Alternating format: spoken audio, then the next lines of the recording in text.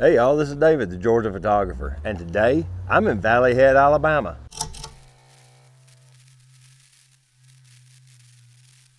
So today I'm going to show you some of the sights of Valley Head while shooting the Nikon Zf with my old vintage Leica 35mm.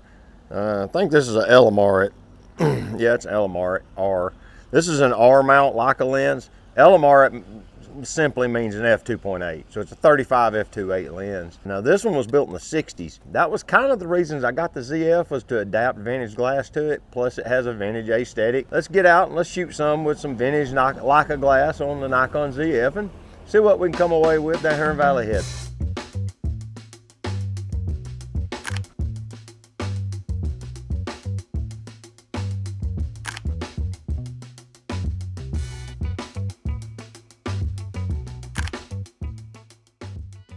Now that I've walked basically halfway around Valley Head, which is about 2 blocks, it's a tiny little town. Commerce Street might be half a mile, probably less. It starts literally right over there, comes about 150 yards to this curve where this little bridge over the creek is. Well, it's a wet weather creek, but there's they've got provision for water flow, and then it goes right down through here to that intersection. My truck's parked right at the other corner of this tall 2-story building on the corner, literally right behind the corner of it's where my truck's at. Then it goes about another block, and that's the end of the city. So, you know, it don't take long to see Valley Head, but it's an interesting little place to photograph. It really is.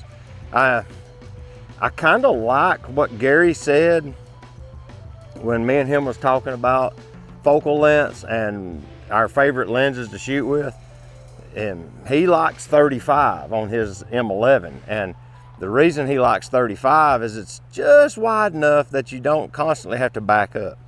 And what I find myself doing, because I shoot 50 so often, is walking closer to get the composition I'm looking for. But yeah, I've made my way, like I said, I like about 100 yards being done with downtown Valley Head. I may walk down a little bit. There's a railroad crew right behind this building that's replacing railroad ties. See them laying on the edge of the track up here? They're coming down through here, and they've got them a little backhoe that's got a special tool that pushes them out, and they're up there with like a electric jackhammer driving in the spikes. It's a quaint little town. I got some more photos to take, so let's do that.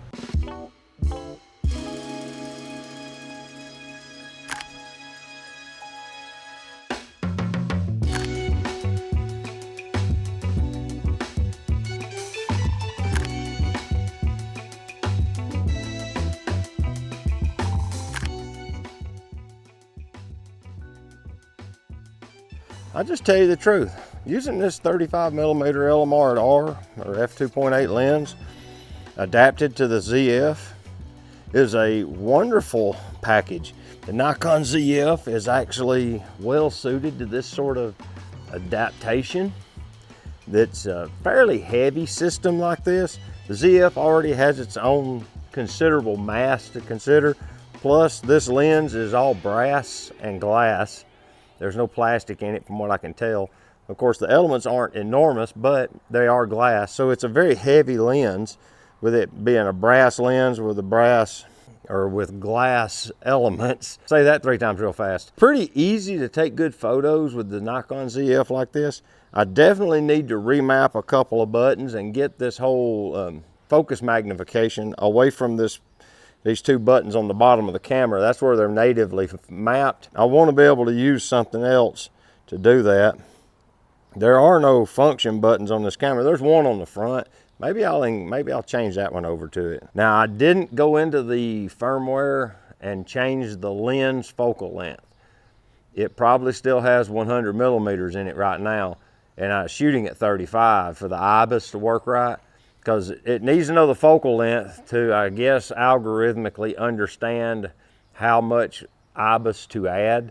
But the images, like looking through the viewfinder, it was rock steady, so I just didn't mess with it.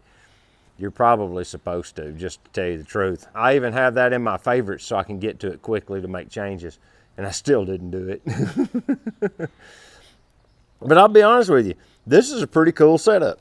The lens is pretty big with this lens hood. You know, the snap-on lens hood does make it a little bigger looking, but for a 35mm f2.8, it's not too bad. Now, it does have real close focus capability, so the focus throw is very long on this lens. I mean, you go, that's a half a turn. 3/4 of a turn is full focus throw from infinity all the way down to what looks to be about 7-8 inches from the camera. You can get ridiculously close with this lens. I'll do a minimum focus shot of some object and insert it in the video here so you can get an idea how close you can actually get with it. I am kind of torn, just to tell you the truth, between this. I have 3 cameras now that I'm shooting with. I have the Leica SL2, the Leica CL, and then the Nikon Zf. They all 3 have their strengths. They all 3 have their weaknesses.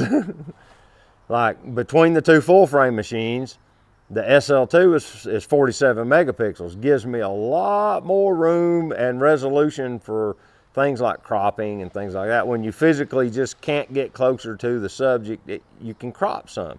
You'd only have 24 with the ZF. Now, a lot of people will argue 24 is a lot, and it is. I'm not discounting that. I've heard of people printing 24 megapixel images 20 by 30, and it's not a problem. And I would agree with that. The CL, its strength is it's small and light, and it's easy to use. And that's why I like it when I walk around the city and just want to take snapshots. It and that 35mm 0.95 is a very powerful compact system. It really is. If I was more of a Leica dedicated aficionado, I'd get me a M-mount 35mm Summilux, and I'd get one of the earlier ones that didn't have the floating lens element in it because I don't need it on the CL, and I'd made it to the camera through the M adapter L, and I'd just be set. But I'm hearing beeping from something. I don't know what it's coming from. Everything seems to be working. I can hear a beeping. It's bizarre. Anyway, back on task. Those lenses are, as I've heard it put, eye-wateringly expensive. And I'm getting wonderful images out of the TTRs and lenses. And I don't know if the price of entry of that $6,000 M-mount lens is going to get me, what, 50 times better images. Is it really? I really don't think it is. It works really well for me on my CL. So that's its strength, is it's compact, it takes good photos. It's 24 megapixels just like the Nikon Zf. But the Zf has size. It's bigger, so for me with larger hands, it's a big deal. It has all the external controls like the X-T3 used to have, which I really love using. I love having a knob for exposure compensation, not having to hit a button, make an adjustment. That, you know, just being able to dial this knob and dial in some exposure compensation because of whatever conditions is really nice to have. The mirrorless camera experience with vintage glass has been a wonderful thing for me. If you've watched my channel over the years, starting with the Sony a7 II, I started adapting lenses to it, and I fell in love with that idea, and I've been doing that ever since. With that, I appreciate you guys following along as I wander around the very small town of Valley Head, take some photos with this little system that I've put together, and listen to me just ramble on for a few minutes about things camera. So until next time, this is David, the Georgia photographer, and I appreciate you coming along. Until then, get your camera out and go take a picture with it, all right? I'll see you later. Bye-bye.